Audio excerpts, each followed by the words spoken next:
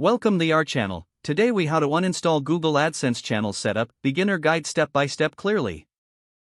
To uninstall Google AdSense from your channel, begin by signing into your YouTube account. Navigate to the YouTube Studio dashboard. In the left-hand menu, click on Monetization. Within the Monetization section, locate the AdSense link. Click on the AdSense link to access your AdSense account settings. You will be redirected to the AdSense homepage. In the AdSense account interface, find the Account section. Scroll down to locate the option for Account Settings.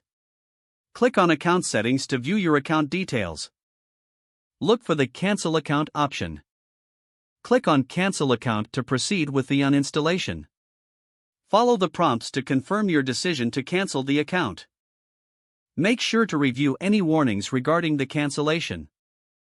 After confirming, your AdSense account will be unlinked from your YouTube channel. Return to YouTube Studio to ensure that the changes have taken effect. Check the monetization section again to verify that AdSense is no longer connected. Remember that uninstalling AdSense will stop all ad revenue from your channel. If you change your mind, you may need to set up a new AdSense account in the future. If the page does not load, refresh the browser or try again in a private or incognito window. Make sure you are using the correct email address, then retype it carefully to avoid small typos. If your password is not accepted, use the reset option and create a new strong password you can remember. Check your spam folder for verification or security emails, then complete any requested confirmation steps. Enable two-factor authentication if available to improve account security and reduce unauthorized access risk. After signing in, review your profile details so your contact information and settings are accurate and current. If you see an error message, note it down and try again after restarting your device and internet connection. Log out when you finish, especially on shared devices, to keep your account and payment information secure.